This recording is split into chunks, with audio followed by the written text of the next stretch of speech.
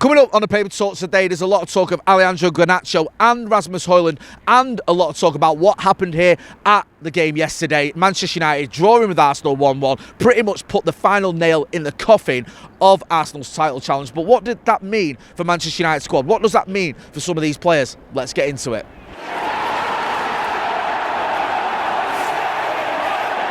Jay here for Stretford, Paddock. This is the Paper Talk. As you can see, I'm outside Old Trafford and the weather is actually quite sunny. We've had to come in the shade because it's that sunny. Can you believe it? So you probably won't need your parkers today. Loads of United stories to get through. A lot of them focusing on the Arsenal game yesterday. Manchester United pretty much putting the final nail in the coffin of Arsenal's title challenge with the 1-1 draw here at Old Trafford. Many people thought United were going to lose. Some even thought we were going to get battered. But we turned up yesterday, and whilst it's not the most amazing result, drawing at home to Arsenal, I think United do deserve credit, and I think there was a lot of decent performances out there.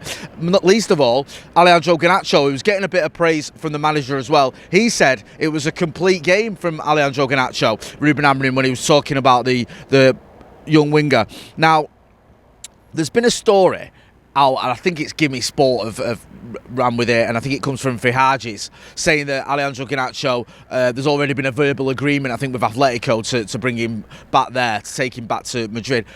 I'm not putting much weight in that in a minute, to be honest with you, because I'm not seeing it anywhere else, and Fihages are well known for sort of printing all sorts. So we'll keep an eye on that one to see if there is actually any agreement for him to leave Old Trafford. But at the moment, certainly after yesterday's performance, you can see why Ruben Amorim might be keen to keep him, and why he's been getting a lot of praise and a lot of plaudits.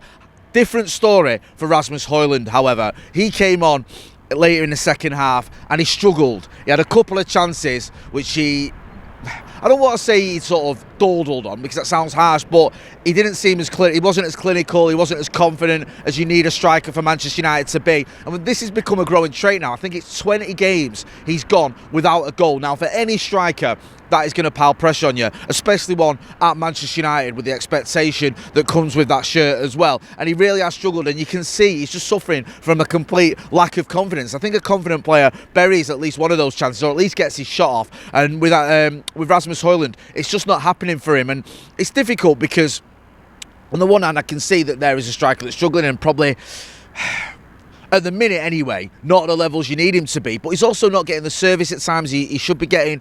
Plus as well, I think even when he is getting the service, sometimes you can say, okay, these are not sitters, the sort of half chances or decent chances, but he should be doing a little bit better, let's be honest with you. I think it's important though we try and get behind him. I know it's frustrating, and I've been frustrated Rasmus Hojlund myself, but we have to look at what options are available at the minute. Now, you've got Joshua Zirkzee, who's not a number 9, he's not really an out-and-out striker, he's more of a 9.5 or a 10. You've got Chido Obi, who is a 17-year-old who's barely played for the first team. I would have actually liked to see him feature yesterday, but we know in the Europa League he's not available, so there's a good chance when we play Sociedad that it is going to be Rasmus Hojlund that features either from the bench or starting. And I think it's important we try and get behind him. Yes, I'm frustrated and disappointed with some of the performances I've seen, but you can see that there is a lad who is suffering from a lack of confidence. There was a moment yesterday where I think he managed to keep possession and lay off a good pass, and the crowd gave him a sort of cheer and got behind him, and I think we need to try and do that. Just get behind him, try and back him.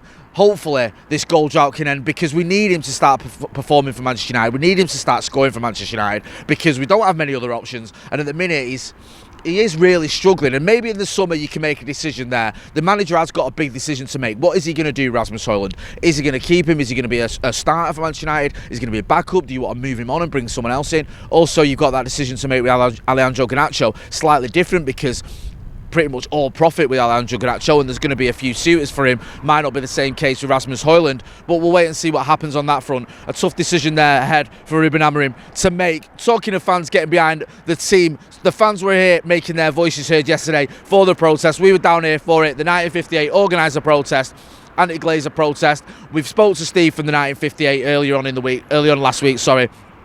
Great turnout, thousands of people here making their voices heard. That's what you want to see. You want to see the fans really sort of holding the Glazers' feet to the fire, letting them know we're not happy. It wasn't just the Glazers who were getting a bit of grief yesterday as well. There was a lot of anger towards Jim Ratcliffe and Ineos with some of the decisions they've made as well, and they need to start listening to the fans. You cannot take the fans here at Manchester United for granted, and it does feel as though that is what's been happening far too long at this football club. Since the Glazers came in 2005, we've seen protests, we've seen the anger that United fans have had towards the Glazers, and it isn't just when United are struggling. Some people say, oh, United are losing, United are 14th, that's why we're having these protests. We're not. I've been here over the years when United have been winning titles, winning Champions League, and still protesting against the owners, about the Glazer ownership of Manchester United, about the fact we're in all this debt. We're still £1 billion in debt. So it's not just what happens on the football pitch that affects the fans' feelings, although that does add to it, of course. But even when Manchester United have been top of the league and firing on all cylinders, we've still seen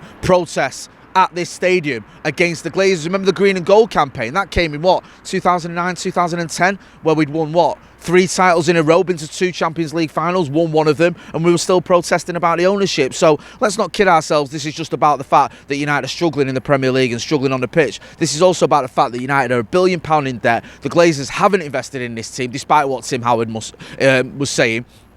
The stadium still needs a lot of work. Ineos have come in and made some unpopular decisions as well. There's a lot of ill feeling towards the ownership of Manchester United by the fans, and we made our voices heard, and we're going to continue to make our voices heard. And this channel is going to continue to give a platform for those people and those organisations that want to criticise or hold the Glazers to account. You can rest assured of that.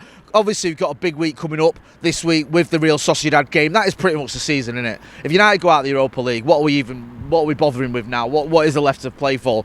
Maybe finishing 12th or something. It's going to be absolutely horrible. The manager was speaking about players that could be available for that game. He mentioned the fact that he doesn't know about Lenny Yoro, who went off injured against Arsenal. He also mentioned the fact that Manuel Ugarte could be back for that game. I think we need him back. Obviously, I think Sociedad will have Zubamendi back, so they're going to be a little bit stronger, because I thought they were woeful in San Sebastian. Hopefully we can get Ugarte back, who is a big player for Manchester United, and he can do the business. Just one final thing on yesterday's game as well. Bruno Fernandes deserves a lot of credit. I saw Match of the Day where they were talking about how the wall was too far back and all that other stuff. He still had to score that free kick, and he did, and I thought it was a good performance from Bruno Fernandes. And I think it's about 25 goal involvements in 42 games for him this season, which, when you consider where Manchester United are, that's pretty impressive. He gets a lot of stick, Bruno, and I've never understood it, because, well, I shouldn't say that. I can always understand why someone gets stick, but I think some of the stick he gets is completely OTT, and we would be absolutely goosed if it wasn't for Bruno Fernandes. Ever since he's come here, he's been one of the best performing players across Europe's top 5 leagues. He's been United's best performer since he's got here, and he's certainly been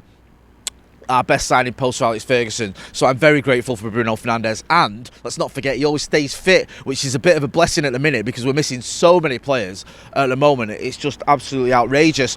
Also as well, you saw Mikel Arteta having a proper meltdown. He basically stormed off from his post-match interview when he was asked about the title challenge and about the lack of a striker. So you can see why he's having a meltdown. The title's done in it for Arsenal. I was hoping that they'd win it. I'd rather them than Liverpool or even City, but it's going to be the Scousers, isn't it? And I think you can say that Liverpool are going to win the title because of Manchester United. I think we've more or less given them the title with that draw against Arsenal. I'm going to leave it there. Make sure you are subscribing to the channel. You can go and see some of the post-match reaction from yesterday. Plus, we'll be back later on. We'll have the Paddock podcast as always. I've been Jay. This has been the Paper Talk. Thanks for watching.